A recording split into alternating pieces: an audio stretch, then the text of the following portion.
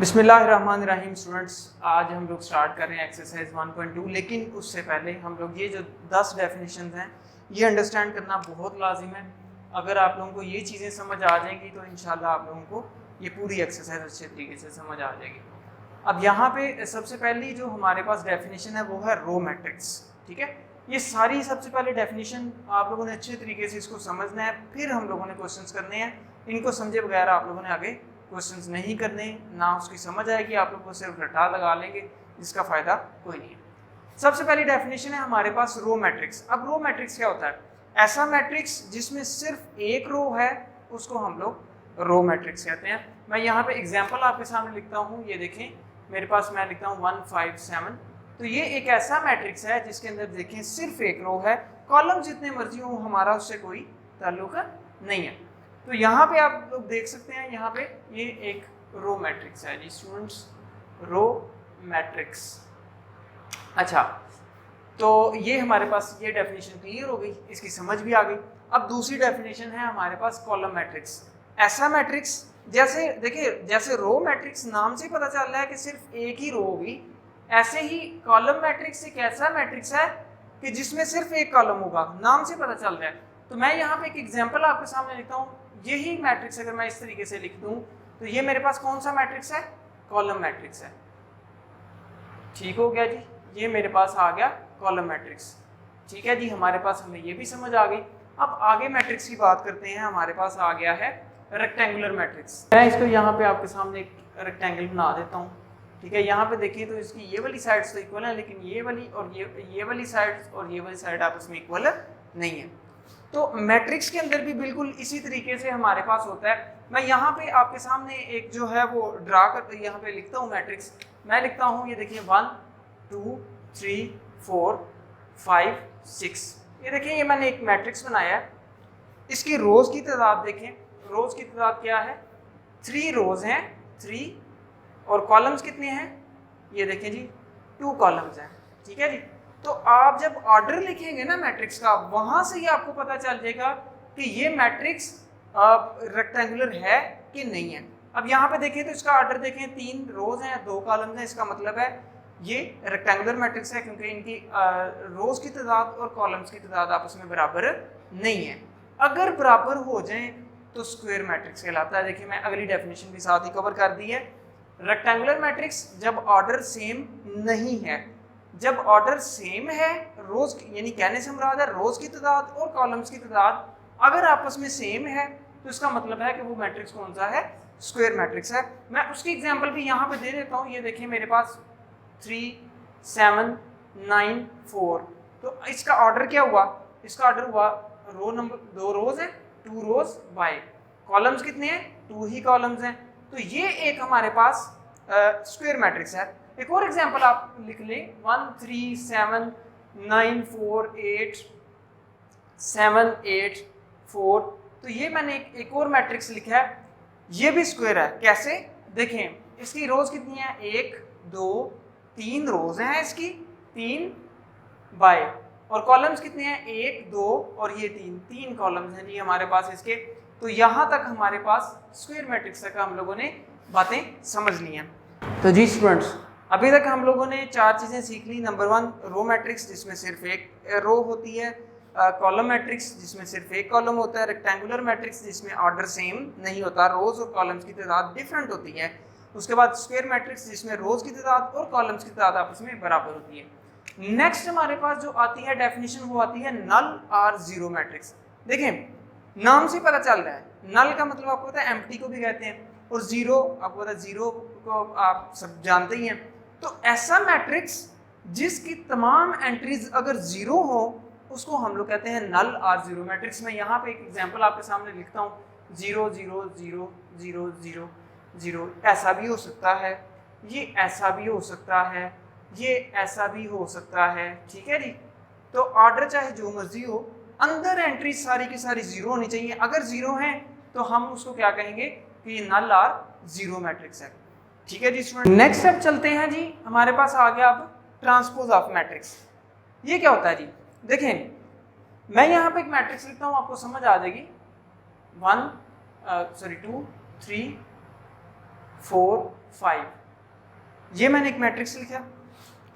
इसका अगर ट्रांसपोज लेना है ना तो करना क्या है आप लोगों ने, या आप लोगों ने इसकी रोज को कॉलम में कन्वर्ट कर देना है, एक तो तरीका ये है, या फिर दूसरा ये है कि कॉलम को रो में कन्वर्ट कर दें। दोनों में से एक करना है, दोनों नहीं करने, तो इन दोनों में से कोई एक करना है, या रोज को कॉलम में कन्वर्ट कर दें या कॉलम को रोज में कन्वर्ट कर दें। मैं यहाँ पे आपको करके दिखाता हूँ। ये देखिए, ये मेरे पास है एक रो, दो रो, ठीक है जी। इसको मैं कॉलम में कन्वर्ट करने लगा हूँ। ये देखिए 2 3, ये कॉलम में कन्वर्ट हो गया। फिर ये देखिए 4 और 5, ये भी कॉलम में कन्वर्ट हो गया। तो इस तरीके से इसका ट्रांसपोज हमारे पास ये आ गया। तो ट्रांसपोज लेने का मतलब क्या है कि आप किसी मैट्रिक्स की रोज को कॉलम में अगर कन्वर्ट कर दें तो वो हमारे पास उसका ट्रांसपोज आता है, या फिर आप लोग उसको कॉलम्स को रो में कन्वर्ट कर लें, बात एक ही, आंसर सेम आएगा। ठीक हो गया जी। आगे चलते हैं, नेगेटिव ऑफ मैट्रिक्स। ठीक है जी, नेगेटिव ऑफ मैट्रिक्स क्या होता है? देखें, किसी भी मैट्रिक्स के साइन को चेंज करना, उसकी एंट्रीज के साइन को चेंज करना, उसको हम लोग नेगेटिव ऑफ मैट्रिक्स कहते हैं। यानी कि हम लोग उसको माइनस से बेसिकली मल्टीप्लाई कर देते हैं सबको। यहाँ पे अगर देखिए, मैं कहता हूँ एक मैट्रिक्स है जिसके अंदर वैल्यूज हैं 5 7 8 9, लेट्स सपोज इधर माइनस है, इधर भी माइनस है, ठीक है जी। अब इसका अगर नेगेटिव लेना है तो कैसे लेना है? माइनस ए, ये जाहिर कर रहा है कि ये नेगेटिव लिया जा रहा है ए का, विच इज इक्वल टू, अब इनके साइन चेंज कर दें, -5, इधर माइनस था तो यहाँ पे क्या आ जाएगा +7, इधर भी +8 आ जाएगा, इधर -9 आ जाएगा।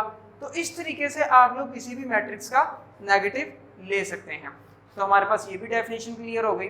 कुछ डेफिनेशन अभी मैंने दो आपकी स्किप की हैं, वो इंशाल्लाह जैसे ही अगली एक्सरसाइज 1.3 आएगी तो वहाँ पे हम लोग कवर करेंगे सिमेट्रिक और स्क्यू सिमेट्रिक। ठीक है, अभी हम लोग ये वाली डेफिनेशन सारी कवर करेंगे। अच्छा, इसके बाद आती है हमारे पास डायगोनल मैट्रिक्स। अब डायगोनल मैट्रिक्स क्या होता है? डायगोनल बेसिकली होता क्या है कि आप लोग मिसाल के तौर पर, मैं एक यहाँ पे बनाता हूँ, एक रेक्टेंगल मैंने बनाई है, तो इसके डायगोनल क्या होता है? इसका डायगोनल होता है इस कोने से लेके इस कोने तक, इसको हम कहते हैं डायगोनल। ठीक है जी, ये डायगोनल होता है। ऐसा ही आप लोग इवन जो आपके लैपटॉप्स, मॉनिटर्स हैं, ये स्क्रीन्स हैं, इसकी भी मेजरमेंट जो है वो डायगोनल में ली जाती है, एक कोने से लेकर दूसरे कोने तक। ठीक है, ये डायगोनल मेजरमेंट होती है। लाइक आप लोग जितनी भी ये मेजरमेंट्स देखते हैं, ये सारी की सारी डायगोनल में ली गई होती हैं। ठीक है जी। अब ये जो डायगोनल मैट्रिक्स होता है ना, ये आप लोग ने बात समझनी है क्या होता है। मैं एक मैट्रिक्स यहाँ पर बनाने लगूँ। डायगोनल मैट्रिक्स के हमेशा डायगोनल के अंदर कोई ना कोई वैल्यू, कोई एक वैल्यू, डायगोनल के अंदर कोई एक वैल्यू 0 के अलावा होती है। मसलन मैं यहाँ पे लिखता हूँ 1, इधर मैंने लिख दिया 2, और उसके अलावा जितने भी वैल्यूज हैं जो कि नॉन डायगोनल हैं वो सारी की सारी 0 होती हैं। ये देखिए, मेरा ख्याल आपको बात की समझ आ गई होगी। ये देखिए, नॉन डायगोनल 0 है और डायगोनल के अंदर कोई ना कोई वैल्यू मौजूद है। अच्छा, ये भी मुमकिन है कि यहाँ पे आपके पास 0 हो, तो इससे फर्क नहीं पड़ता। ठीक है, डायगोनल के अंदर कोई एक वैल्यू भी अगर 0 के अलावा होती है तो वो उसको डायगोनल कंसीडर किया जाता है मैट्रिक्स, जब तक उसकी नॉन डायगोनल वैल्यू 0 हो। ठीक है जी, यानी बाकी तमाम वैल्यूज 0 होनी चाहिए। मैं एक और यहाँ पे एग्जांपल लिख देता हूँ।